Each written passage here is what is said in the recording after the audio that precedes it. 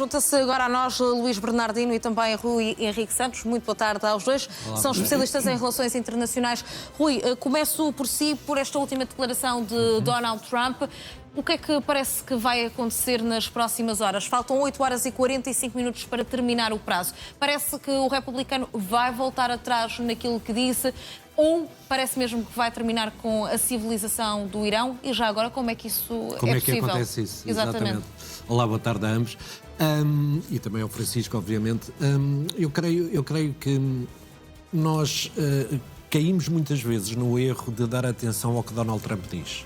Ou seja, a sua retórica, a sua escalada retórica, até a sua incoerência retórica no mesmo dia, às vezes com diferença de horas, leva-nos a cair na ratoeira que Steve Bannon diagnosticou bem em 2015, que é encharcar o espaço cotidiano e o espaço comunicacional de muito ruído, que é para as pessoas às tantas não saberem o que fazer. Isto é intencional, esta escalada retórica de Donald Trump é intencional.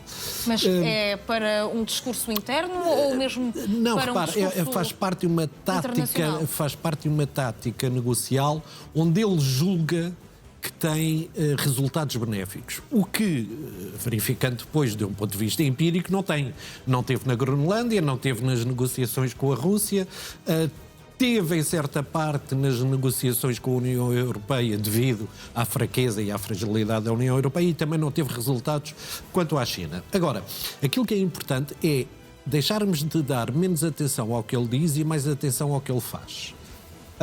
E ele vai ter que fazer alguma coisa, efetivamente, uma vez que ele mesmo montou e está a caminhar num atoleiro que ele desencadeou com a operação no Irão.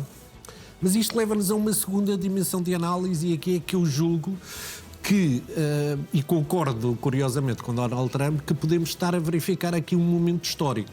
Repara, nós hoje em dia não sabemos bem o que é que foi determinante na Revolução Francesa. Qual foi o momento-chave da Revolução Francesa?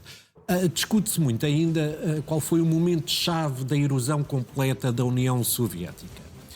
E nas relações internacionais há uma discussão há algum tempo sobre qual vai ser o futuro dos Estados Unidos.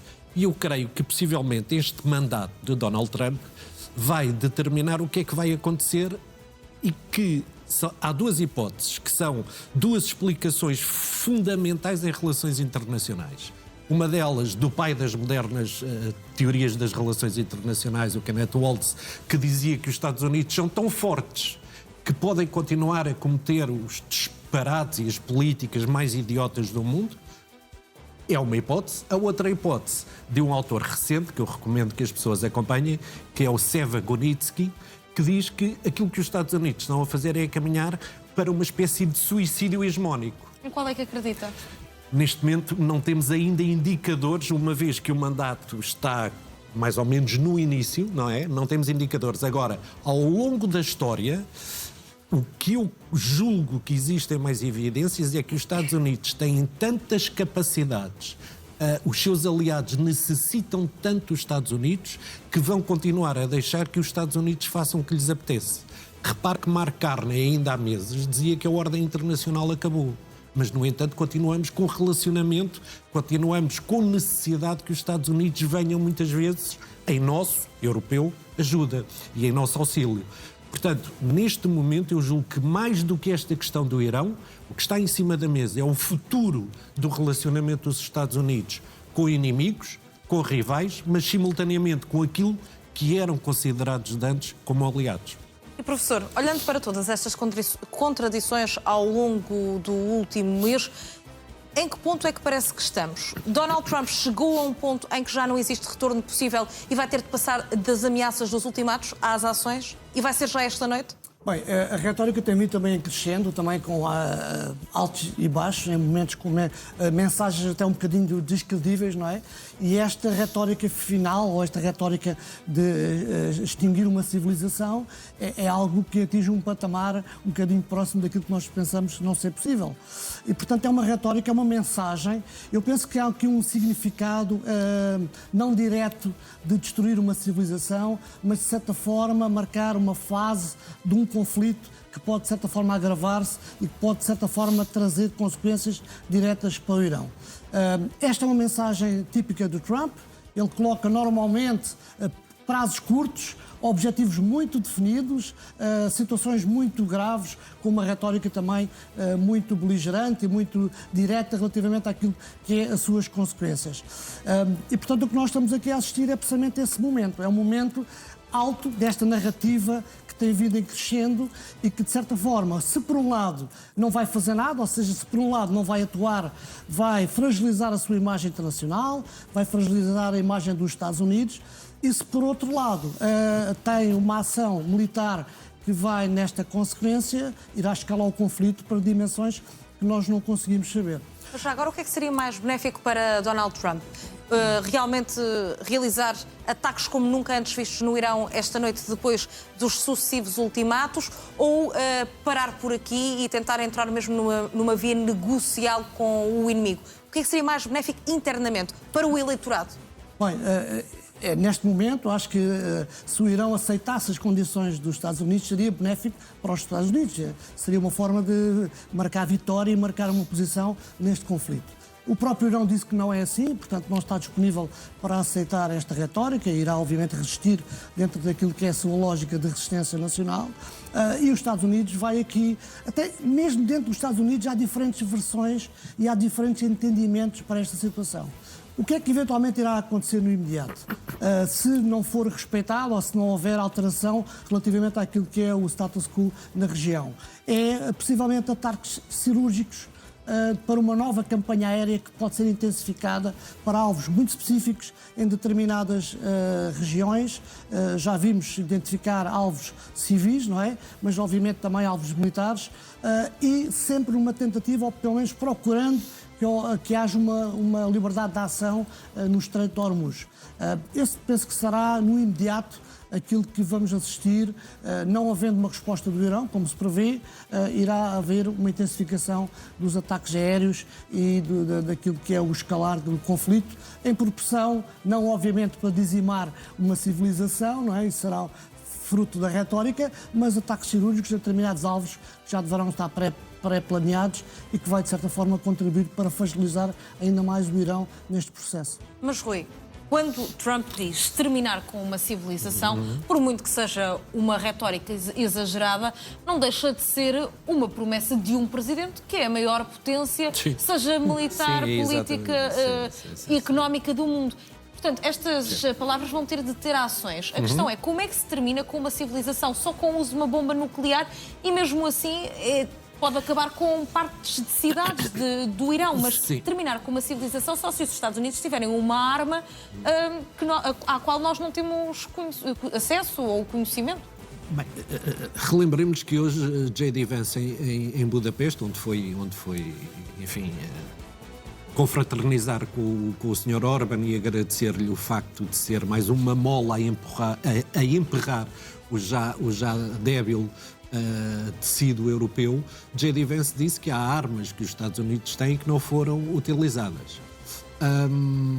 E realmente esta escalada retórica, a conferência que ontem Donald Trump deu, a meu ver, quase a roçar o delirante, com referências religiosas, aliás, a maneira como o Exet falou, a comparar o calendário da Páscoa com a recuperação e a operação de resgate do militar norte-americano, algumas referências que têm sido feitas em momentos de oração na Casa Branca a dizer que dizer não a Donald Trump é dizer não a Deus.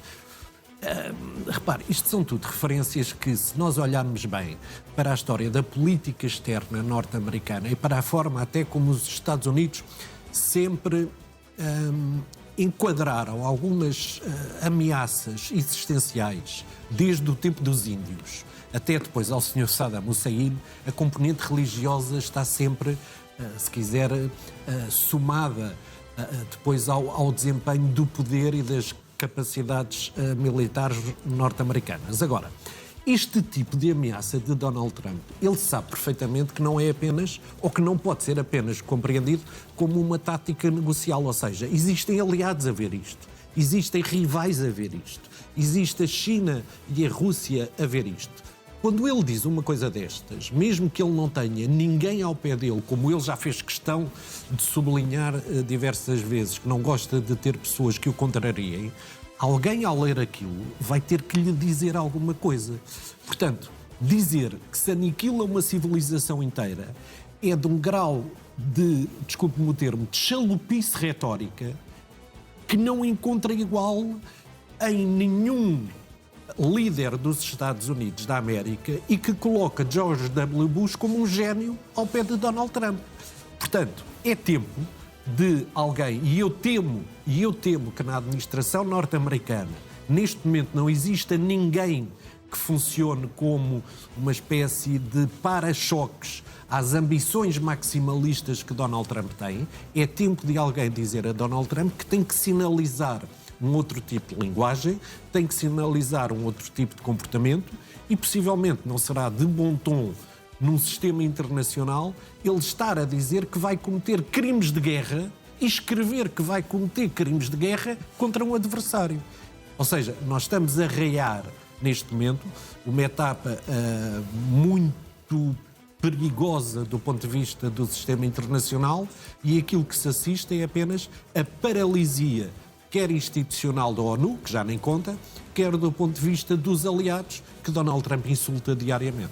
E a verdade é que ontem, mesmo na conferência de imprensa que acabou por dar, disse que não tinha receio dos crimes de guerra que estava a cometer, porque no fundo não eram crimes, eram ataques contra alvos específicos, militares, e que necessitam de ser abatidos. Portanto, professor, a questão aqui também tem que ver com Israel, porque estamos só a falar dos Estados Unidos e do Irão, mas a verdade é que, a mando de Benjamin Netanyahu, há ofensivas que continuam a decorrer também em território iraniano. E se, por um lado, não sabemos da potência militar que é os Estados Unidos como um todo, também não sabemos da potência militar que é Israel, não é? Bem, na boa verdade, o que nós estamos aqui a assistir parece que são dois conflitos diferentes. Ou seja, por um lado, uma retórica global de Trump, com uma ameaça e com uma tentativa de destruir o regime e, portanto, aniquilar um conjunto importante e manter a pressão sobre o Estreito de Hormuz. Por outro lado, temos Israel que está a fazer a sua guerra, ou seja, ao nível operacional, a sua campanha terrestre é uma ofensiva contra o Hezbollah e, portanto, para Israel, quanto mais tempo durar este conflito, mais sucesso ou mais capacidade ele terá de aniquilar aqueles que são os seus inimigos imediatos. E, portanto, Israel está numa ofensiva terrestre de elevada escala, para libertar uma faixa muito grande onde está a concentrar um dos seus inimigos principais. E, portanto, o que nós estamos a ver é, enquanto há esta retórica global, esta preocupação global com a economia do Estreito de Hormuz, há outra verdade, há outro cenário que leva a que Israel esteja, obviamente, engajado numa solução e num conflito alinhado com os Estados Unidos, mas a fazer a sua campanha militar, aniquilando os alvos que lhe parecem ser aqueles que no imediato o preocupam mais, e seria eventualmente neste contexto aquele que está a tirar mais proveito da situação militar que se vive no terreno. Mas será que Donald Trump foi ao engano para este conflito? Ou seja, pressionado por alguma estratégia que Benjamin Netanyahu tenha dado ao longo dos últimos tempos? E depois até mesmo do ensaio geral que foi o ano passado. Eu penso que não foi um engano, certamente, há aqui. Agora, foi uma deficiente avaliação da situação, ou seja, eventualmente Donald Trump não pensaria que isto durasse tanto tempo, que a resistência do Irão e os objetivos político-estratégicos que foram definidos não fossem tão difíceis de alcançar e que neste momento ele não estaria a colocar em causa, com esta retórica, a sua pessoa, a sua imagem e o seu país, não é? Porque neste momento aquilo que estamos a assistir é uma posição de força muito grande perante uma resistência que se tem também construído ela própria, muito para além daquilo que seria previsível no contexto internacional e, certamente, no próprio Estados Unidos.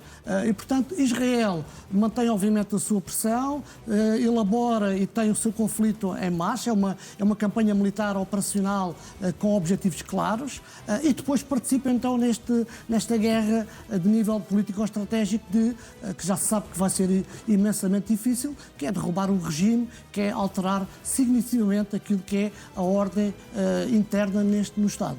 Vamos ver como é que isso vai passar. Nós estamos a 8 horas de ver algo acontecer. Eu penso que não iremos tão longe naquilo que a retórica define, mas eventualmente iremos assistir aqui a algum agravar das situações operacionais no terreno para atingir determinados alvos que estarão até já previamente definidos. E se calhar já é suficiente para poupar Trump de uma humilhação. Luís Bernardino e Rui Henrique Santos, muito obrigada aos dois. O resto, uma boa semana.